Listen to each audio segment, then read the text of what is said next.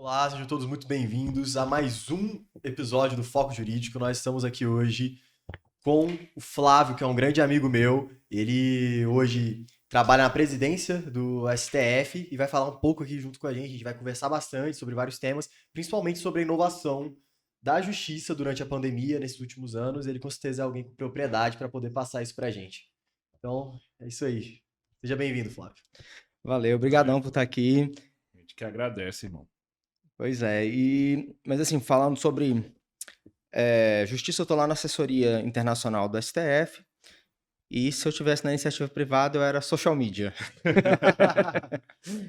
Porque a gente trabalha com redes sociais, principalmente Twitter, e trabalha também com o Portal Internacional, que é uma versão diminuída do Portal do Supremo, só que uma versão em português, mais focada na área internacional, e a gente reproduz ela também em inglês e espanhol. Cara, eu acredito que a grande maioria das pessoas sequer sabe que tem essa portal função desse, né? aí que você exerce. Pô, o cara tá trabalhando na presidência do STF com gestão de informações, mídias sociais, Twitter. É muito louco. Mostram, eu acho que você tá aqui justamente para fazer, e isso hoje vai fazer com excelência, né? Que é mostrar esse outro lado, talvez um pouquinho mais interessante do serviço público pra galera. Com certeza. O pessoal pensa assim, eu trabalho no tribunal, em qual gabinete? Já é a pergunta da sequência, porque você tem que trabalhar fazendo decisão. Tem que ser analista. Você tem que ser analista fazendo decisão, linha de produção de decisão. E é claro, a gente tem muita gente que trabalha produzindo decisão, né, organizando jurisprudência e trabalhando diretamente na atividade fim do tribunal. Mas a gente tem também muita gente que trabalha com outras atividades. E o tribunal, ele tem, principalmente os tribunais superiores, falo em geral, mas o Supremo, o CNJ, buscado uma postura mais de estratégica, né? Então, todos têm essa assessoria estratégica hoje desenvolvida, assessoria de comunicação, tem uma parte hoje já não só de TI para dar suporte, mas de inteligência artificial. A gente tem um setor, núcleo inteiro lá voltado para inteligência artificial. BI, né? Análise de dados. Com certeza. A forma de fazer a própria jurimetria, né? Como começar a classificar melhor os dados. A gente já até participou de palestras, né? Sobre aquele caso da inteligência artificial, Vitor, se não me engano, sim. projeto. Isso. Foi em parceria com o NB, né? Que eles desenvolveram. Isso. Então, realmente, o investimento do serviço público, eu e o Luiz, que a gente fica mais conversando com advogados, estamos lá da advocacia, mas a gente já reconheceu isso internamente em conversas nossas. Fala, cara, a grande verdade é que o serviço público, no quesito investimento, organização, projetos, eles colocaram a advocacia no chinelo, que, na verdade, o setor privado que era para estar à frente, o que a gente vê é que tem muito mais inovação, disrupção, tecnologia no serviço público, igual você está falando para a gente agora. Principalmente agora na pandemia, né? Que eu acho que foi onde ficou mais claro, onde saltou assim, a gente falou, cara, realmente, olha a diferença do avanço, da proatividade, das ferramentas que o judiciário está usando e como que o advogado ainda continua, muitas vezes, naquele do mesmo jeitão modelo. Tradicional. Exatamente. E assim, eu posso falar dentro do tribunal, a gente já tinha um programa antigo de teletrabalho, para as pessoas. Então, a gente já tinha o conhecimento, o know-how dentro da casa sobre isso. Nós já tínhamos mais de 100 servidores trabalhando com home office, assim como o TSE, o TST também já tinham projetos antigos. Mas quando realmente a pandemia começou, que viram que tinha necessidade, mandaram os servidores para casa, em 2 semanas o trabalho já estava rodando, funcionando. Em um mês, estava funcionando redondo. O trabalho, todo mundo trabalhando normal. E, inclusive, com 2, 3 meses, a gente já estava com produtividade mais alta do que no período que estava todo mundo presencial, a maioria, né, presencial. Esse know-how de já ter experiência, de já saber como as coisas funcionavam, e no momento da crise conseguir converter, né, transformar quase 90% da mão de obra para o modelo de teletrabalho, de home office, muito rápido, as pessoas se adaptaram muito rápido. Eu acho também que assim, as pessoas têm muito uma visão do serviço público meio de década de 90, né? A repartição, o povo carimbando o processo, e tira uma cópia autenticada e aquela coisa. Eu só lembro de eu pedindo carga. Aí indo lá, o povo escaneando aqueles processos de 4 metros lá naquelas copiadoras gigantes. Minha lembrança do primeiro semestre de faculdade. Eu tenho quase 10 anos de serviço público, né, no Supremo. E quando eu entrei, a gente ainda trabalhava com papel. Você entrou lá com 12 anos de idade, não sabe, você entrou num programa de pequeno aprendiz, melhor. Desse jeito, cheguei O cara tem lá. 10 anos de serviço público. 10 anos. Eu fui precoce. Mas eu cheguei lá, a gente ainda tinha coisa que a gente imprimia, o documento já nascia digital, né? Porque era feito no Word e tal. Mas tinha coisa que a gente imprimia e depois escaneava para poder fazer o arquivo. Mas era aquela transição ainda. Hoje os processos são todos digitais. Você consulta tanto os processos internos pelo SEI, como os processos judiciais. Tudo isso aconteceu. Mas eu acho que tem um fator importante. Que o judiciário, ele enfrentou um desafio que foi a transformação da sociedade brasileira numa sociedade de massa. Sim. Você começou a ter, por exemplo, processo contra a Caixa Econômica, e aí você não tinha 20 processos, você tinha 200 mil processos. 200 mil sobre o mesmo tema. Sobre o mesmo tema. Efeito. E aí, tanto no volume que começou a crescer muito de ações, como você começa a ter coisa muito repetitiva, e o judiciário, eu acho que ele foi empurrado para a inovação. Sim. Empurrado porque a lei não prevê, mas tem que dar um jeito de fazer. Vamos começar a jogar em lista, vamos começar a gerenciar essa informação. Jogar numa tabela do Excel. Tabela do Excel, vamos tentar produzir. Eu acho que isso empurrou o judiciário e fez o judiciário perceber mais rápido, eu acho, do que outras áreas, do que a própria advocacia, a importância da tecnologia. Do profissional de TI, que não é o cara que conserta a impressora. Professor. Tem outra história. É o cara que dá a infraestrutura, que base de dados, servidor. Exatamente. Então você, por exemplo, a gente tem muito contato, como eu estou na assessoria internacional, muito contato com os outros países do Mercosul e do BRICS também. Então quando a gente mostra para eles que a gente tem um banco de dados com todas as decisões do Supremo, 100%, de 1950 para cá, estão todos num banco de dados. E não é um banco de dados assim, todos têm um espelho com as informações, com a lei que foi citada na decisão. Banco de dados organizado. Exatamente. Que você consegue pesquisar, inclusive usar na produção de documentos hoje. Exatamente. Hoje eu acho que a gente já deve estar com mais de 700 mil cases guardados lá. Isso eu já tinha percebido que vocês tinham, porque chega numa sessão de quarta-feira, o cara consegue julgar lá, o ministro, 30 casos, 50 casos, e cada um tem mais de 100 páginas, eu falo... Não foi um ser humano que escreveu isso aqui página por página. Tipo, com certeza tem um banco de dados muito organizado que eles conseguem ir invocando históricos, precedentes, trechos, e aí vai encaixando ali para conseguir produzir tanto, né? Eu acho que e aí você pode falar com propriedade pra gente. Não sei se você tem os dados na ponta da língua, mas pelo menos ciência você vai ter. A nossa Corte Suprema, nossa Suprema Corte é totalmente híbrida, é diferente de tudo que tem aí no mundo afora. Mas é uma das que mais julga, né? No quesito... É a que tem mais processo do mundo aí. Né? É de longe a Suprema Corte do mundo que mais produz decisão.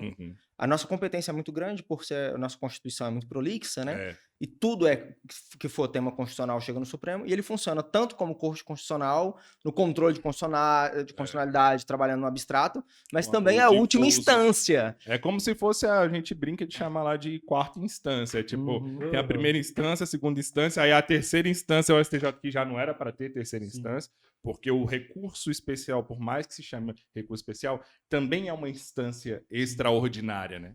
E o STF não é a quarta instância depois dessa. É uma loucura, porque são competências diferentes.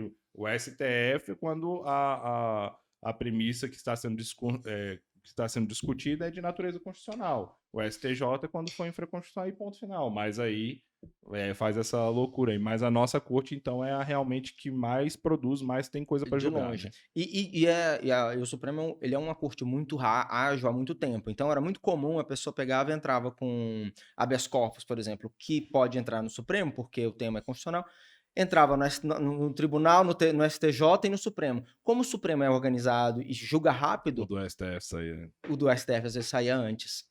Porque sempre teve essa... Apesar de que a gente ainda luta, né, contra um estoque, a gente tem processos que estão lá há 20 anos, não é que é tudo lindo, mas existe uma necessidade, principalmente nos temas que tem a ver com cidadania, que tem a ver com liberdade. Existe uma pressa que a Constituição coloca e o tribunal tenta atender essa pressa. Então a gente vê realmente que... E aí via já de muito tempo. E hoje ainda mais, né? Que a gente tenta trabalhar. E você vê depois a outras instâncias da justiça assimilando isso com o próprio processo eletrônico. Assim, eu acho que é um grande salto. Porque houve dois momentos. Teve o primeiro momento que você tinha um processo físico e você tinha uma cópia dele no digital. Hoje você tem um processo que ele é digital. A cópia dele é o que você imprime. Aquele, você pode botar fogo nele, porque o que vale é o digital, que está autenticado. Uma outra diferença muito grande, a gente fala do Brasil, a gente tem meio que síndrome, né, de cachorro vira-lata, Mas quando a gente vai, principalmente tem contato com as cortes da Europa, Corte britânica, que ainda tem muito alguma coisa inclusive de questões orais ainda, Sim. né? De common law, assim, eles gostam de fazer muita sustentação, não sei o que. Eu acho que eles não têm tudo organizadinho, documentado, digitalizado, igual a gente tem. Né? e a agilidade na produção de documentos, né? Se a gente chega para lá, vai, não, jurisprudência a gente manda tudo por arquivo e tal, eles, mas vocês vão querer receber quantos livros? A gente não quer receber o livro, A não. gente A vai gente te manda só o informe completo. Ai, mas os ministros de vocês leem no computador, porque os nossos não tem que fazer o livro, encadernar e botar na mesa deles, não, ele não lê. E tem que ser um livro de capa dura, assim. Exatamente, Com em letra dourado, grande. em letras douradas, a capa. Vai. E a gente falou, não, mas os nossos ministros, eles assinam os documentos digitalmente, assinam no iPhone, já tem mais de 10 anos que eles assinam os documentos pelo iPhone, digitalmente. Eles, verdade, eles usam, eles ficam impressionados. Porque... Deve ser muito bom, porque assim, o pessoal... Nossa autoestima sobe. Sim, porque o pessoal... Não é mentira, você já viajou pro exterior pra caramba, a gente acompanha aí. Quando a gente viaja, já viajou pra Europa também, já foi.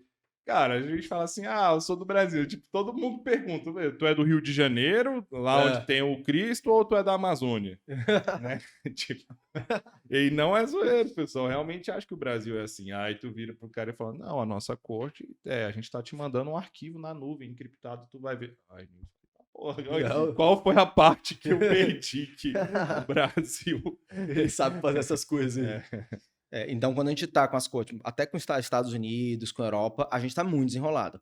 Agora, quando a gente vai pra Ásia, vai pra China, aí é a gente que fica sentado olhando pra cima, assustado.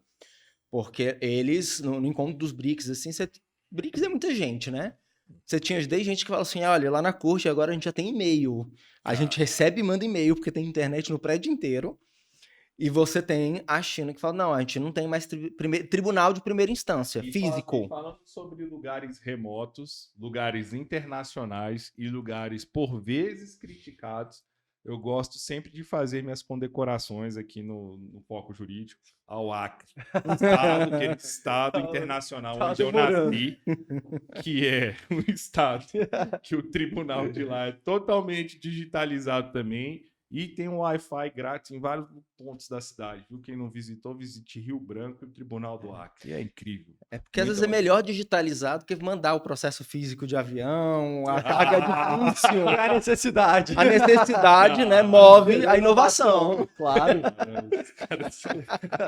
Flávio. Nem querendo levantar a bola.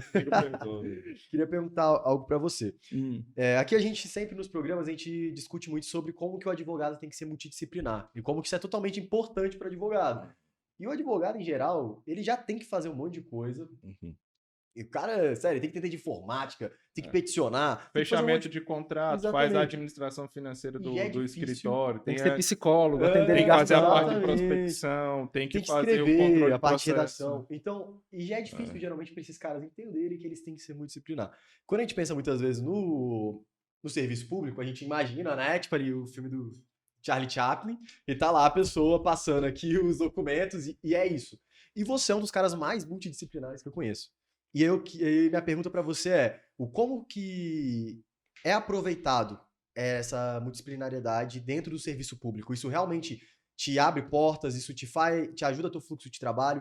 Porque eu sei que você tem um fluxo de trabalho diferente, já construiu coisa de fluxo de trabalhos ali dentro da própria presidência ali do Supremo, que eu acredito que foi por conta disso. Mas deixando você trazer isso pra gente, qual que é a vantagem de ser multidisciplinar hoje dentro do serviço público? Eu acredito que é tão importante quanto no meio da advocacia. Sim. Eu vou começar bem técnico, assim, a descrição do cargo, né? Quando você passa no concurso, tem lá aquela descrição. Então, a gente já teve em Brasília concurso para alimentador de peixe, concurso para coisas muito específicas. E cada vez mais você vê os concursos falando tarefas de análise de nível superior, pesquisa, análise, desenvolvimento, coordenação, gerência, estratégia. Por quê? Porque a gente vive, eu assisti, né, nesses quase 10 anos de serviço público, uma transformação digital, inovação, as coisas mudam muito rápido, e uma tarefa que você está fazendo aqui hoje, talvez você... um exemplo é a parte de taquigrafia. Ainda tem alguns lugares que usam, mas hoje a gente não tem mais taquigrafia, por exemplo, no Supremo. A gente tem a TV Justiça, é tudo gravado. Então a pessoa, é importante você ter uma habilidade específica quando você entra ali no concurso público ou quando você chega no setor, você tem que aprender alguma coisa. Mas você tem que continuar empregável. Eu tava procurando um livro aqui justamente para citar para ele, só que eu não achei o nome, procurei correndo aqui. Talvez você até saiba que fala, tipo assim, o mundo agora é da galera que é multidisciplinar ou dos multitarefas, que é aquela especialização que todo mundo fala, não, você tem que pegar uma coisinha e ser especialista, tipo assim, em mão esquerda só do dedo indicador, que aí você vai ser o melhor num, tipo, isso acabou até por conta do que ele tá falando agora. Aquela Você tem inteligência que... em T, né? Que eles falam. Você pode até ter uma área de maior... onde você é mais especialista, mas você também tem que ter uma outra área horizontal onde você dialoga com as outras fontes, com as outras áreas de Quanto mais conhecimento multidisciplinar você tem, um vai agregando o outro, você vai tendo ganhos de sinergia e você vai aumentando muito o teu leque. Aí quando você vai ler um terceiro assunto, uma coisa do primeiro assunto e do segundo já fazem total sentido para esse terceiro. Aí você aprende esse terceiro mais rápido. Aí você vai para o quarto, aí você conecta o quarto com o primeiro, com o terceiro. Aí faz sentido. E eu acho que isso abre portas e oportunidades e deve ter feito total sentido para a carreira dele, porque ele comentou aqui, própria questão do trabalho remoto. Mas o que isso tem a ver? Fala, cara, se você não manja de coordenação de equipes, de gestão de projetos, usando talvez algum painel, alguma coisa de design thinking, que deve ser o que você usa, um gestor de tarefas, multitarefas, alguma coisa assim. Se você não manja um mínimo de automação ou um mínimo de ferramentas digitais, como que você conseguiria ser o coordenador de uma equipe total em trabalho remoto, primeira coisa, e segunda coisa, trazer esse resultado que você disse aí que alcançou, que foi em 2 meses, 3 meses, vocês inclusive aumentaram a produtividade. Só um cara que é muito multidisciplinar para conseguir trazer tudo isso de resultado. Porque eu tenho visto essa procura. Eu conheço alguns amigos meus que são do serviço público que eu converso com eles, não, porque eu tô buscando curso sobre metodologia ágil. Então. Agora, esse curso aí que ele falou de alimentação de peixes, teve concurso para isso? Tinha desde alimentação, limpador de aquário. Porque a gente tem ali os... Sim, tem. Os espelhos d'água, né? É engraçado, né? Porque a própria Constituição, a administração pública fala assim, quando o serviço for especializado demais, vamos fazer o seguinte, não vamos fazer concurso, vamos contratar uma empresa por licitação Mas esses, a maioria, eram antes da Constituição de 88, né? Legal. Mas até... pós-88, a gente tem uns concursos assim que foram feitos tão específicos e depois você tem que realocar a pessoa porque a função que ela fazia não existe e vou dar o exemplo mesmo da taquigrafia. E é uma loucura, hein? Porque a grande verdade é que a Constituição, o pessoal fala que servidor público que já conquistou estabilidade não pode ser demitido. E isso não é uma verdade absoluta. Um dos casos excepcionais para que haja demissão é a extinção do cargo, né? Tipo assim, o cargo do cara não existe mais, como é que eu vou aproveitar? Se não tiver como ele ser aproveitado de forma a continuar alcançando os princípios constitucionais da administração pública, que é eficiência e interesse público, tipo, o que fizeram com a galera da taquigrafia? Que mal pergunte. Então, agora tem um núcleo de audiovisual, que as pessoas que fazem até gravações e tal, mas é no outro ritmo, é tudo gravado. A técnica específica, de alguma forma o trabalho ainda existe. Os trabalhos principais, você fala do tribunal, a gente tem que julgar, a gente tem que coletar a jurisprudência. O trabalho, como essência, existe, ele vai continuar existindo por um bom tempo, mas... Aquele códigozinho que eles anotam. O modo de fazer, ele muda e as pessoas têm que estarem preparadas. Eu acho que assim, tem duas coisas, tem a multidisciplinaridade, tem algumas habilidades que a pessoa tem que ter. Que tem a ver até com autodisciplina, com saber gerenciar tarefas, as suas próprias tarefas, tarefas dos colegas, saber trabalhar em equipe. Hoje eu acho que são habilidades que uma pessoa que não tem essas habilidades, ela corre o risco de não passar no estágio probatório. Porque você tem que conseguir trabalhar com a equipe e ter são algumas habilidades mesmo que a pessoa tem que adquirir. E uma outra coisa, além de ser multidisciplinar, a pessoa tem que estar disposta a aprender coisa nova. Porque às vezes você faz um sistema, você vai lá, a coisa funciona de um jeito, 3 anos depois muda tudo e muda completamente. Se a pessoa tem que fazer um novo curso para se adaptar e operar, ou aprender uma outra atividade. Então, imagina, lá na assessoria internacional a gente cuida também de intercâmbio. Então a gente tem uma área inteira de intercâmbio, a gente envia, a gente recebe. E aí, com a pandemia, a gente não está recebendo nada. Como que a gente faz? Então, você tem que aprender. O ministro ia para os eventos fora. Agora, os eventos são todos digitais. Como que a gente dá suporte para isso? A gente nunca tinha dado seu suporte para evento digital. A gente tem que aprender a dar suporte para o ministro num evento digital. E o que impressionou a gente, que a gente falou que o Poder Judiciário, a administração pública deu um show na advocacia, nos escritórios de advocacia, essa celeridade com a qual vocês conseguiram ou conseguem implementar tudo. Isso realmente é de impressionar a gente. Normalmente, o advogado só fala mal da administração pública, então, em alguns momentos, a gente tem que dar 2 passos atrás e reconhecer e tirar o chapéu. Cara, quando falou assim, então, as audiências vão ser virtuais, as sessões vão ser virtuais, coisa que não era, e vai ser no Brasil inteiro e papapá, cara, 15 dias.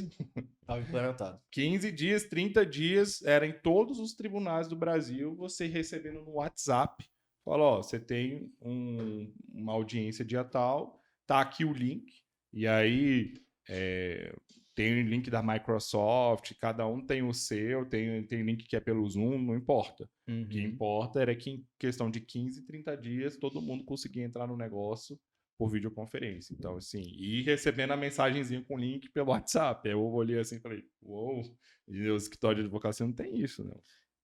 Eu acho que esse investimento em tecnologia que o judiciário tem feito nos últimos anos ajuda muito o fato do judiciário ter orçamento, né? Orçamento próprio, que a maior parte dos países não tem, o judiciário não tem orçamento próprio. Como você tem orçamento próprio, você tem previsibilidade. E foi uma das coisas que o judiciário começou a investir, foi tecnologia, naquela coisa que eu já falei, surgiu uma demanda. Para resolver o próprio problema. Para resolver. Dele. Então, não é porque ele é bonzinho. Né? Não, por uma necessidade. E foi percebendo como isso fazia diferença. Então você tem toda a estrutura, principalmente do judiciário federal, eu falo dele porque é o que eu convivo mais de perto, com uma estrutura de TI, uma infraestrutura mesmo, que não é só ter um cabo de internet e o computador funcionando. Ter sistema, ter banco de dados, tem aquele relógio atômico, o tudo. Treinamento nas ferramentas que o pessoal vai usar. Não adianta você colocar uma Ferrari lá se ninguém sabe usar. Ninguém souber pilotar. Né? Exatamente. Legal. É a Microsoft Teams, né? Que vocês aderiram lá. Hoje a gente já usava algum serviço da Microsoft e lá no tribunal, logo que começou, a gente começou com Teams. Eu já usava outras ferramentas antes, que era tipo método ágil mesmo, mas, e aí... Método ágil é o que? É aquele Scrum, Kanban, Sprint do Google. É, tipo Scrum. Dá uns spoilers de hackers aí, da galera do mundo das startups também. Mas assim, é você organizar o trabalho, e vou dar um exemplo bem simples, eu trabalho muito com tradução. Você imagina que eu pego um texto e mando para você traduzir. Aí você traduz o texto, aí me manda no arquivo do Word, manda para mim. Aí eu olho... E fico com uma dúvida, mando pro Luiz, pra ele tirar uma dúvida comigo do não sei o quê. Aí vem pra mim de novo. Aí eu falo, não, então pega, Júlio, isso aqui é a versão final, publica.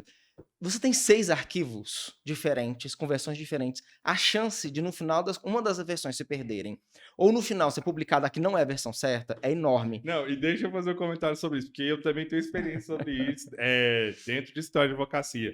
Sabe qual é o mais massa para a gente corrigir esse problema? A gente usa um protocolo totalmente fadado ao fracasso, que a gente coloca assim, última versão. Vocês faziam isso? Não, tipo, ou versão de impressão. Só que, depois que você coloca a última versão, vem mais 3 atrás de você e coloca última versão da última versão da última. Aí, tipo assim, você abre todos os arquivos. Você coloca a última versão 1, última versão 2, 3, ou 2.0. E aí, 3. ou seja, 0, você abre lá...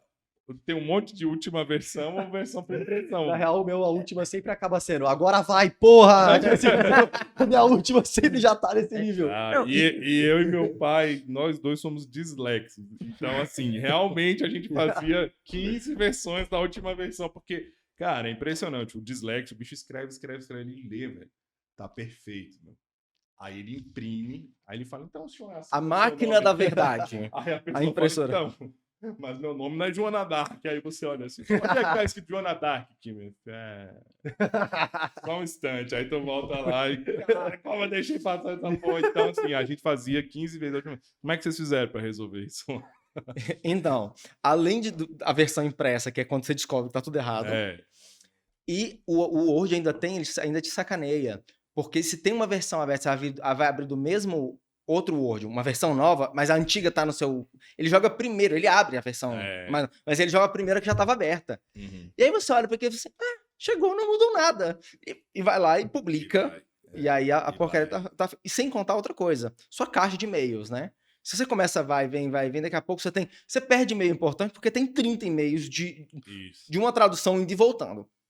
A gente simplesmente pegou um sistema de tabela com notas que usa, tem o Trello usa, mas o Modelo Planner Kanban. exatamente. Uhum. E eu dou início com o texto que eu quero que seja traduzido e coloco lá o texto, coloco algumas observações. A pessoa que vai pegar aquilo ali, ela recebe uma notificação de que Uhum. tem um trabalho direcionado para ela. Ela vai lá, faz a tradução e manda para a próxima coluna, para revisão. Sim. Eu Então, sempre volto. que alguém mexe, primeiro que o sistema já registra quem foi o usuário que mexeu, a hora Claro. que mexeu e quais alterações fez. E sempre que ele mexe qualquer coisinha, ele dá aquela andadinha. Ele Pô, anda. E aí vai, não, teve que fazer uma nova revisão. Se ele voltar ou for quantas vezes, a versão final vai ser a versão que tá lá que tá na última coluna. naquela Na naquela fase nota. correta. Colocou na fase correta, tá tudo certo, vai lá e publica. E assim, em 2 anos de trabalho, a gente teve 2 erros. Os 2 erros foi quando não foi usado o sistema. Cara, Por quê? como resolver um problema que atormenta o seu escritório há 100 anos? Você fala, então, pega um negócio, você fica passando pro ladinho, qualquer coisa você volta. E aí, tá, só. Era isso, não, o tempo todo. Mas é isso. E outra coisa, o Google e a Microsoft, os dois, têm ferramentas online hoje, que você deixa o documento online. Uhum. Ah, o fulano você tem que modificar. O fulano entra, modifica, volta. Você tem como ter um documento com mais de 2 pessoas, inclusive, mexendo ao mesmo tempo. Se for um Sim, documento sim. grande, né? Às vezes você tá fazendo um livro, revisão do livro, que às vezes A aparece, parada tem né? 100 páginas, você dividiu para tua equipe formatar e revisar do 1 ao 15, o outro do 15. Aí as pessoas podem fazer simultaneamente. Simultaneamente. Precisa de internet, você precisa daquela infraestrutura que eu falei, mas você consegue fazer também. E aí, às vezes, uma coisa muito interessante do processo de digitalização é que, às vezes, assim, um trabalho que era, a gente tem que fazer uma reunião para discutir não sei o quê, uma resolução nova. E aí vai uma pessoa, imprime são 6 pessoas na reunião, 6 resoluções. E aí tem que ficar mais uma pessoa para anotar. E vai, depois junta, e divide a tarefa. Um negócio que levava 3, 4 dias para fazer, às vezes você abre o documento no Teams, vai lendo, todo mundo está vendo o documento, você já faz as alterações diretamente no documento com todo mundo vendo, e você termina numa reunião de 50 minutos, um negócio que você não conseguia fazer em menos de 4 dias. Legal. Dá uns spoilers aí pra gente sobre o que você mexe lá no Microsoft Teams. Eu tenho curiosidade, eu não uso. O Teams ele tem várias ferramentas, mas ele tem dentro dele um Zoom, então você consegue fazer as reuniões. A gente tem pelo menos 2 reuniões semanais, que são as reuniões do início de semana, final de semana, bem na metodologia mesmo. Isso é metodologia de empresa, cara. Total. É o Começou Agile ou o Sprint. Ou isso. Começou a semana, o que a gente tem que fazer na semana. O que temos que fazer, o que está sendo feito e o que foi feito. Né? Exatamente. Aquela reunião, a gente tem reunião que às vezes dura 10 minutos, às vezes dura 40, mas assim, resolveu o que tem para resolver, encerrou a reunião, cada um vai fazer as suas coisas. E aí, as equipes, cada uma tem a gente é dividido em 3 equipes, então cada um tem as suas atribuições, uma a parte mais administrativa, o outro cuida de uma parte mais de intercâmbio, o outro cuida mais da parte do portal, e dentro delas vai ter as ferramentas de acordo com a necessidade. Então, eu tenho, por exemplo, eu uso muito o Planner, que é esse que a gente utiliza agora. Cada tarefa nova, eu coloco lá a tarefinha e todo mundo tá sabendo. Se meu chefe ele quiser verificar em que pé tá uma tarefa que ele solicitou, tá ali, não tem coisa mais transparente do que isso. Abriu, clicou e viu. Onde que tá, em que pé que tá, quando foi enviado, quando foi enviado, tá lá... que tá com ela atrasada, se for o caso. Exatamente, o histórico tá lá em tudo. Isso que é lindo. E o massa do sistema, como é que foi a reunião, mas o massa do sistema é que não é um sistema. É um sistema. É um hub. Um hub com múltiplas ferramentas e todas com integração nativa, né, da Microsoft. Então, assim, lá você tem o Word, você tem o Excel, e aí só que você também tem acho que o Drive ou o OneDrive da Microsoft. Compartilha arquivo. Fica tudo dentro daquele ecossistema ali. O que eu perguntei do Teams justamente porque eu percebo o assim, Outlook, eu acho. que tem uma parceria do governo com a Microsoft em si há muito tempo. E a própria advocacia, né? Tipo, todo Sim. advogado é apegado ao Office, ao pacote Office. A Microsoft, ela realmente foi Cara, uma brand eu tento que ser conseguiu... moderninho e tento usar Apple, mas pra advocacia, brother, o esquema é É Microsoft. Microsoft. E isso tanto não é por acaso. Eu tive uma oportunidade há uns 2 anos atrás de visitar um dos escritórios da Microsoft. E um deles mesmo, para minha surpresa, até quando eu fui convidado a ir lá, ter uma reunião, é aqui em Brasília. Uhum. E o outro é outro que tem aqui no Brasil também, em São Paulo. O que me impressionou foi o seguinte: ele me levou numa sala de vidro lá, onde tinha acesso ao código-fonte de todos os produtos da Microsoft. Uau. E isso tá aqui no Brasil, tá aqui em Brasília. Quando eu entrei lá, ele falou assim pra mim: escritórios como esse, com essa estrutura da Microsoft, esse nível de acesso, existem em apenas 5 lugares no mundo. E um deles é. E, tipo, 2 desses são no Brasil. Então, pensa, a Microsoft no mundo inteiro tem 5 escritórios com esse tipo de infraestrutura. E o Brasil tem 2. Então, existiu uma relação da Microsoft com o universo jurídico brasileiro muito grande. E um investimento grande por parte da administração pública para tudo isso funcionar, né? Sim. Uhum. Até se a gente for olhar historicamente, a gente tem, desde o período do Collor, uma busca, inclusive do processo de transformar a administração pública numa administração mais moderna. A gente tem projetos até antes, até desde do período do regime militar, mas mais claramente pós-Collor, depois com FHC, de digitalização, de melhorar, inclusive, o modo de trabalhar. Porque é aquela coisa, de novo, né? Não adianta você botar uma Ferrari se o cara, a mentalidade dele tá assim. Uma das coisas que eu acho que eu acredito muito que a pandemia empurrou o Brasil no processo de digitalização. A gente deu um salto de 10 anos em meses.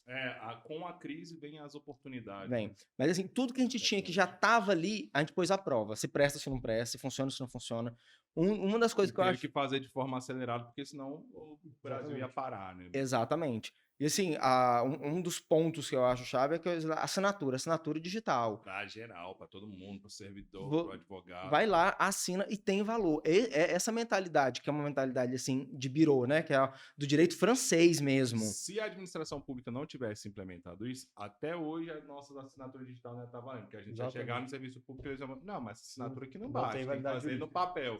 Aí a gente, é bom pra gente falar, vocês assinam tudo digitalmente, você quer que a nota seja no papel, é bom pra gente. Inclusive, acho que a minha maior crítica hoje à justiça, né, ao Poder Judiciário aqui no Brasil, CNJ, hoje é justamente, realmente, eu reconheço, é notório o avanço, como que tá botando nós advogados no chinelo, mas eu acho que o intercâmbio entre informação das empresas de tecnologia hoje no Brasil, as startups de tecnologia jurídicas, as low-techs, né, vamos dizer assim. Ainda batem muita cabeça. Exatamente. Né? E a administração pública e o judiciário ainda é muito ruim. E a gente percebe a vontade... Pronta já que já tá rodando. Exatamente. A vontade do CNJ de ter esse intercâmbio. Então, direto eles soltam lá umas resoluções, uns rolês, tipo, não, vamos ter aqui o diálogo das fontes, não sei lá o quê.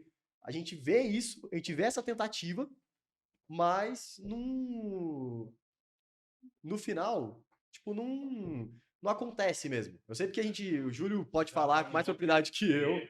A gente já teve umas 3 startups jurídicas aí, umas 3 low-techs. Lá nos eventos, exatamente. Então a gente vê que eles têm interesse, mas só que esse diálogo é difícil. Agora pensando até mais tecnicamente, né, a nível de API, de acesso, para a gente desenvolver soluções que vão ajudar o advogado, e em contrapartida vão ajudar a economizar dinheiro para a administração pública do judiciário. Mas a gente não consegue ter esse acesso por falta de uma regulação, por falta de alguém que tome a frente, eu acho que um setor mesmo, que tome a frente para ter esse intercâmbio. Eu venho falar, sempre a galera fala, não, mas tem que tal pessoa, tá fazendo, mas isso nunca acontece. A associação brasileira, mas é muito fraca ainda. Né? Não tem a B2L lá, que eles tentam fazer esse intercâmbio. A iniciativa é legal, mas ela ainda não tá bem integrada. Exatamente. Porque tem muita coisa. Cara, uma coisa que eu não posso esquecer de fazer de jeito nenhum é chamar o Flávio pra gente bater aquela foto lá. E aí eu vou falar pra vocês também, como a conversa tá boa, deixa eu focar em vocês dois que a gente continuava falando. Porque eu tenho que ter um compromisso ali, eu tenho que sair fora. Aqui tivemos uma situação superveniente com o Júlio, que ele teve um compromisso, mas vamos continuar aqui o nosso bate-papo, que tá muito bom.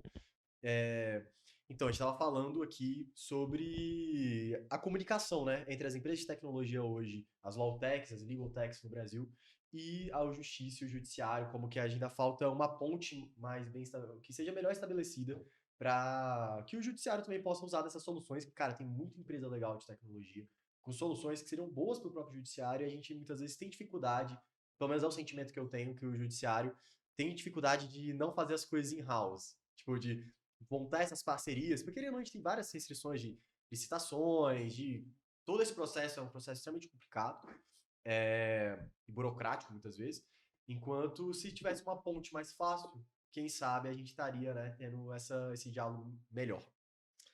Eu acho que o ponto principal é porque tudo é muito novo mesmo. E a gente tem um modelo, por exemplo, que é a licitação, que é um modelo de compra, que ele é muito pré-definido, e por várias razões, assim, mas você não pode pensar em comprar inovação como você compra caneta. E a gente tem um pouco disso. A lei de licitação sofreu modificações recentes. Existe uma busca disso, mas ainda, eu acho que ainda é uma coisa a ser construída. E não só na relação do serviço público ou do judiciário com o mercado, com as empresas de tecnologia, com a própria advocacia. Dentro do próprio judiciário, a gente vê um processo meio maluco, porque todo mundo falou, a gente tem que digitalizar. Tem, a gente tem. Então tem. Então tem. E aí cada um pegou e começou a fazer o seu. Então você tem 27 unidades da federação, cada uma fez o seu processo digital. E aí você tem os tribunais superiores, cada um fez o seu. Depois que cada um tinha feito o seu com um protocolo diferente, com linguagem diferente, que a gente foi integrar, aí o CNJ falou assim, ué, cada um tem uma coisa. Então, até internamente existe uma dificuldade ainda de protocolo, que avançou muito, mas ainda é um processo. E eu acho que realmente é isso, eu acho que falta a construção da linguagem. E também você pensar assim, né, vamos pegar um grupo de servidores, vamos para trabalhar com inovação. Como que você justifica isso? Até para a pessoa Até mensurar. mensurar recurso. Então, é muito difícil ainda você trabalhar dentro do serviço público com uma lógica de startup. É difícil para o serviço público conseguir agasalhar uma startup para trabalhar junto com... Qual é o vínculo dessa pessoa com a administração? Qual é o vínculo dessa empresa? Então, eu acho que ainda é um produto a ser construído. Sim. Eu acho que a gente tem algumas iniciativas aí que começam a dar sinais do que será no futuro. E eu acho que o futuro é muito parceria público-privada, é o Estado fazendo o que ele sabe fazer de bom e tendo especialistas não para fazer propriamente a parte de inovação, mas para validar, para verificar se tudo funciona bem, se é seguro. Até aquela coisa, né? A polícia. Antigamente você pensava no policial, o poder dele estava na arma, na rua. Hoje, quando você vê os concursos da área policial, tem muito mais cobrança de programação do que propriamente da parte de direito penal. Porque você tem, ou direito penal da rua, né? Mas você tem muito mais uma necessidade das pessoas entenderem tecnologia, porque o nosso mundo, o dinheiro corre pela tecnologia, as informações correm pela tecnologia. Exatamente. Então a gente passa a ter um tipo de demanda, um tipo de crime que é diferente e um tipo de demanda judicial diferente. Com certeza. Duas coisas muito interessantes, as coisas que você falou, que eu concordo plenamente. Essa questão dos sistemas serem diferentes, e hoje a gente está buscando uma unificação disso, é muito complexa. Porque eu acredito até mesmo que o orçamento, né, de cada uma dessas unidades é individual. Então cada um fez do seu jeito conforme conseguiu. Basicamente o CNJ só manda lá para eles, ó, vocês têm que desenvolver um sistema digital que tenha tais funcionalidades. O cara vai se virar nos 30 para fazer o dele. Alguns ficam bons, alguns ficam ruins, mas acho que a maior dificuldade eles ficam diferentes. Então, isso foi um negócio que pegou muito pra mim, nesse sentido, porque minha primeira Lawtech mesmo foi uma Lawtech de peticionamento, de protocolo, né, que ajudava no peticionamento em PJE, EPROC, todos esses sistemas. E uma das coisas que até que fazia a gente ser mais atrativo é o fato de que todos eram diferentes. A gente conseguia ter um sistema de compactuação, né, dos arquivos, de conversão dos arquivos, que funcionaria para cada um deles. Mas o motivo deles precisarem de um sistema como o meu era justamente porque era tudo diferente. Então, quem conseguir achar essa chave da unificação para esses sistemas acho que é um momento que talvez rode, assim. Com certeza. Hoje já se trabalha um pouco com protocolos mais gerais, mas você tem um legado, né? Você tem um monte de coisa que foi construída. E aquela coisa, você aprender 27 jeitos de fazer, se ensina um programa, o programa aprende, é uma vantagem competitiva. Mas o ideal é que as coisas caminhem numa linguagem, numa padronização maior. Sim. E a outra questão que você falou foi sobre a... Putz, perdi agora. Você foram duas coisas que você falou. Um que foi dessa do protocolo, que concordo 100% com você. E aí, o final da sua fala, você levou pra que lado? Só me lembra o final que a gente o último assunto, porque eu que me puxei esse assunto de volta, que a gente tava falando dos estados, do orçamento. E aí depois você tava falando sobre como você acredita que tá sendo o processo mesmo do que tá sendo buscado hoje de tecnologia, de futuro. E teve uma sacada muito boa que você falou, Droga, vou ter que reassistir o programa depois e mandar você mensagem no WhatsApp. O que é que eu tinha pensado. Mas vamos pegar. Vamos adiante, né? Vamos lá. adiante. Mas agora um exercício bom para a gente pensar em tecnologia e serviço público é o exercício de futurologia. Que é você parar e pensar, falar, olha, como as coisas eram, como elas mudaram nesses últimos um ano e pouco de pandemia e para onde a gente está caminhando, como é que vai ser no futuro, o que a gente vai ter. E aí é um exercício mais divertido que a gente acerta umas e erra outras. Lembrei de falar. Você falou, que pra mim foi uma das melhores sacadas que você falou aqui. Foi até que o dinheiro segue a tecnologia. E isso é muito verdade. Inclusive, aqui o foco é a gente falar sobre a sua história, mas passando muito rápido, eu tive a minha primeira Lautec, me esforcei muito em fazer essas conexões, a gente conseguiu até ter sucesso em muita coisa, mas realmente ainda tem essa dificuldade do advogado, do jurista, e do judiciário também, desse universo jurídico mesmo, de aceitar a tecnologia. E eu lembro que uma das coisas que por muito tempo me afastou um pouco do universo jurídico e me fez conhecer uma outra área que eu sou fascinado, que eu sei que você também é, porque a gente já conversou muito sobre isso, que é o mercado financeiro, é porque eu vi que era um lugar onde falava uma língua mais próxima da minha na parte de inovação e tecnologia. Porque realmente, se você fala de tecnologia, você fala de inovação, o dinheiro está caminhando junto. Então a área onde geralmente roda mais dinheiro, que é o mercado financeiro, você vai ver que eles são extremamente abertos e eles investem de verdade em tecnologia. Se o advogado conseguisse entender essa sacada e importasse isso para o universo e para o fluxo de trabalho dele, não, as transformações iam ser infinitas. Porque a gente já está numa esfera de muito poder, que é a esfera jurídica. Se ela conseguisse dar as mãos para a tecnologia, assim como o mercado financeiro entendeu o que tinha que dar, a gente realmente vai ter um salto muito absurdo. E eu acho que o Brasil é até um bom candidato a ser um dos primeiros a dar esse espaço, assim, pro mundo mesmo. Já falando de futurologia, né? Do que a gente consegue imaginar pro futuro. O brasileiro é um dos povos mais abertos à tecnologia do mundo. Então, a gente, aproveitando o gancho, e mais abertos a modificações financeiras. Nós somos um país que mudou passou anos mudando de moeda como quem trocava de roupa. Mudou, tá bom, a gente se adapta, né? Tem países que não conseguem imaginar uma coisa dessa. Na Europa, quando eles tiveram, né, alguns países, quando teve a zona do euro, os países foram aderindo à zona do euro. Foram, tipo assim, tem país que levou 5 anos de transição para conseguir fazer a transição da sua moeda local pro euro. E a gente mudava quase a tranco. A gente, quando você olha das tecnologias, né, de celular, nós somos um dos primeiros a aderir.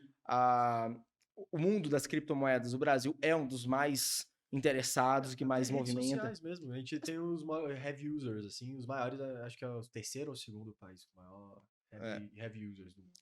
A gente realmente é muito aberto quer experimentar alguma coisa? Joga aqui, vê se dá certo. Se der certo, vai dar em qualquer lugar do mundo. E outra, as pessoas têm a ilusão de que assim, não, mas são os jovens que mexem que estão no Facebook. Não são. Não são. Mas não são mesmo. Até por isso que a gente saiu do Facebook, né? Essa é a verdade, porque não é só mais os jovens. Se fosse, tava mais fácil. Ninguém quer estar numa festa que a sua avó tá, né? Exatamente. Vovó tá lá, tá todo mundo. Então, mas assim, pra você ver que o próprio celular, ele era uma coisa de pessoas mais jovens e depois ele foi subindo. Hoje, a maioria das vós, das tias, dos pais e mães, tem um celular e tá no WhatsApp e se comunica por ali, e acho que isso, faz fofoca por lá. Não querendo pagar de historiador, tentar puxar algo nesse sentido, porque não tenho nenhum know-how sobre isso, mas eu acho que muito da nossa cultura mesmo fala em ser um povo tão mestiço, a gente tem que, cada estado do Brasil é como se fosse outro país, a nível de cultura, de diferenças e de peculiaridades de cada um dos estados. Então eu acho que a gente aprendeu muito cedo a ter que se adaptar a várias áreas, a várias culturas, a lidar com isso. E talvez isso seja um potencial criativo que o brasileiro tem, que a gente não encontra esse ativo, talvez, em outros lugares do mundo um pouco mais estáveis, assim, vamos dizer, nesse sentido. A crise, né, a instabilidade faz você aprender a ter estabilidade e a se virar para poder movimentar. Então você vê, além do Brasil, outros povos que são muito desenrolados. Você vê o indiano, sim, porque também é um país que tem 6 vezes nossa população, 1/3 do território, e passando por transformações intensas. Sim. Você vê a China, que passou por uma transformação de ser um país imperial para ser um país comunista fechado do mundo, e hoje ser uma das grandes potências econômicas do mundo, o maior parque industrial do mundo está lá, um dos grandes parques tecnológicos do mundo está lá, e as pessoas estão se virando. Sim. A avó trabalhava no campo, a filha foi trabalhar na indústria, e os netos estão trabalhando hoje com tecnologia de ponta. Eu acho que a gente tem o ônus e tem um bônus muito grande. O bônus é esse potencial produtivo e criativo que a gente tem para inovação mesmo, né? Para construir a partir dessa capacidade de adaptação e o que a necessidade gera na gente. Eu acho que o único problema brasileiro é que a gente tem que acreditar mais nele. Porque se a gente acreditasse mais na gente, tivesse um pouco mais de nobreza na nossa autoimagem, quem sabe onde a gente estaria agora. Porque realmente a gente tem essa capacidade, mas muitas vezes os princípios por trás do porquê que a gente age dessa forma, eu acho que faz com que a gente não realmente produza, tenha essa produção de riqueza tão elevada quanto poderíamos ter. Como outros países que enxergaram, entenderam isso e conseguiram ter mais poder de influência do que a gente, por exemplo. A gente tem uma síndrome do cachorro vira-lata, É, que a gente sempre acha que o nosso é o pior, e a gente sempre se compara com o melhor do mundo. A gente fala, viu como o nosso é o pior? A gente se compara em cada área com o melhor do mundo exatamente. e fica chateadinho, porque a gente não é tão bom. E eu acho realmente, a gente tem uma capacidade de inovação muito boa, a gente se vira com muita facilidade, com muita coisa, mas falta muito uma compreensão, a gente saber vender o que a gente faz de bom. É, Então, tudo que a gente faz de muito bom, a gente, tá ok, a gente foca no que a gente não faz bem. A gente tem uma dificuldade de vender para fora, de mostrar essas áreas que a gente se desenrola Sim. muito bem. E aí a gente também tem uma falta de fé, né? Tipo, eu não acredito que eu posso competir nesse mercado, eu não acredito Sim. que o que eu estou fazendo seja tão relevante. Então tem um pouco mesmo de falta de E autoestima. acho que é um pouco do que gera esse sentimento de tipo, nossa, então significa que os nossos ministros já estão tão avançados, são tão tecnológicos, a gente olha, nossa, eu nunca esperaria isso. E lá fora, eles também olhariam provavelmente e falariam, eu não esperaria isso. Mas, assim, se a gente começasse a olhar e falar, não, é pra ser assim mesmo. A gente espera isso porque é isso que a gente tá construindo. Eu acho que talvez mude um pouco o que a gente pode mandar pra fora. Agora, porque pensando assim, mais com a cabeça de negócios, cara, esse nível de inovação que a gente tem, a gente pode estar vendendo isso pro resto do mundo. A gente podia estar vendendo esse modelo, a gente podia estar, ou pelo menos construindo alguma coisa em influência. Se não for vender o produto, que pelo menos venda a influência e o know-how do que a gente está fazendo, ou pelo menos expor o que a gente faz bom. Mas um exemplo ótimo, um produto pronto para a gente vender para o mundo é a urna eletrônica. A gente tem uma eleição a nível nacional, um país super diverso como o nosso. O pessoal vota na Amazônia com satélite, com antena para ligar direto para o satélite, e a gente consegue, em horas, ter um resultado de eleição com criptografia, com segurança. E é um produto que, assim, que a gente ainda não conseguiu vender, não conseguiu emplacar para o mundo. Sim. E vender. E é tecnologia de ponta há muito tempo. Tem Sim. muitos anos que a gente já excelência nisso. Eu realmente acho que talvez essa seja uma das chaves. Porque a gente fica pensando, tipo, países que conseguiram começar a vender e aparecer pro resto do mundo, né? A gente sempre foi muito reconhecido por matéria-prima, pelos recursos naturais que a gente tem. E os outros países, muitas vezes, pela capacidade industrial deles, né? Uhum. Eu não sei, de novo, isso aqui eu sou totalmente leigo no que eu tô falando o que eu penso. Mas é bem pra isso mesmo que a gente tá aqui. Eu não acho que talvez essa área essa força industrial ainda há tempo pra gente, ou vai ser o nosso diferencial. Tem muita gente já competindo nessa área aí, como Japão, China, que talvez não seja o nosso modelo. Mas agora na produção criativa, de tecnologia, você vê o que o Butantan da vida faz hoje, o que, tipo, a possibilidade que a gente tem de construir quando a gente coloca força em algo, eu acho que talvez na parte de inovação talvez até acadêmico mesmo, você sabe, a gente já conversou um pouco sobre a academia, a gente tem alguns sentimentos sobre isso, mas eu acho que talvez seja um dos nossos diferenciais, seja o que a gente consiga vender para o mundo a um, sei lá, longo prazo, né? Porque nada é médio prazo quando a gente fala de país. Mas assim, certamente a inovação no sentido mais amplo é o melhor produto que a gente pode ter e é um dos únicos produtos que vão valer para o futuro. A gente já se diz, né, que os dados são o novo petróleo, dados já são mais importantes e junto com isso inovação. Criar coisas novas ou maneiras diferentes e mais criativas, mais produtivas de fazer as coisas. isso é o que a gente tem de melhor e é a única forma do... Porque se a gente for querer cumprir as etapas, passar pela parte industrial, e a gente já perdeu essa corrida, a gente está 200 anos atrasado. O que a gente pode é olhar para frente e tentar buscar tecnologia de ponta e inovação. Eu vou parecer muito um burguês aqui falando, mas eu tive algumas oportunidades, assim como você. Pra quem não sabe, Flávio é conhecido como Flávio Viajante. Se tem um cara que eu conheço que gosta de viajar e já rodou esse mundo, é o Flávio. Mas eu vejo que a nível de cultura, de qualidade de vida que a gente tem social... Vamos lá. Tá, vou falar. Você tá em Brasília, realmente. Socialmente não é a mesma realidade que a gente tem aqui no resto do Brasil. Mas a nível de cultura mesmo, a qualidade de vida que a gente tem, como que o brasileiro sabe ser feliz com algumas coisas que só o brasileiro sabe ser feliz, é muito diferenciado. A forma como a gente se relaciona com o outro. Para quem teve a oportunidade de estar em outros lugares do mundo, vê que a gente não tá atrás. A gente, na verdade, tem muita coisa boa. A gente muitas vezes falta oportunidade, falta incentivo, falta... Não sei, acho que tá por isso que a gente tem tantos roubos de cérebros, né? Tantas pessoas que são boas aqui e acabam indo pra lá e veem que vão ter uma oportunidade de crescimento, de ascensão maior em outros países e acabam ficando por lá. Mas a nível de cultura, o que a gente tem é muito valioso. Tenho vários amigos que já foram pra fora, assim como você, e todos eles falam isso, né? Tipo, talvez a parte de consumo tenha valido a pena eu ter vindo pra cá, porque eu tenho muito mais acesso às coisas. Mas a nível de povo, de comida, de dia a dia, não tem nada como o Brasil. E a gente é um povo alegre, né? Um povo feliz. É uma É, commodity que está custando caro, né? A concordo. depressão é o mal do século. E eu acho que a gente é um povo que sabe viver bem, que é alegre também. E eu acho que isso conta. Eu acho que falta pra gente, antes de disciplina, talvez, mas antes de tudo, autoestima mesmo, fé de que você pode concorrer, que você vai fazer, de que vai dar certo. Acho que a gente tem sofre desse mal de um certo conformismo, de que não dá certo, de que não funciona e tal.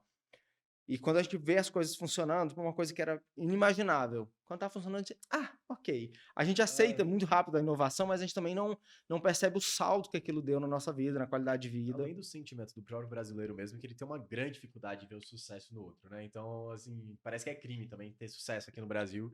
E a nível mais social, então são coisas mais culturais mesmo, algumas barreiras que a gente tem que vencer até pra gente começar a validar o que a gente tá fazendo. Essa coisa do sucesso e tal é uma discussão mais clássica, que são os países latinos, geralmente são mais pobres. Onde eles sejam da América Latina, ou seja na Europa, são mais pobres do que os outros, por causa da influência muito forte do catolicismo e aquele pensamento de que é bonito ser pobre, o certo Franciscano, ser né? franciscano, Sofrer, a dor.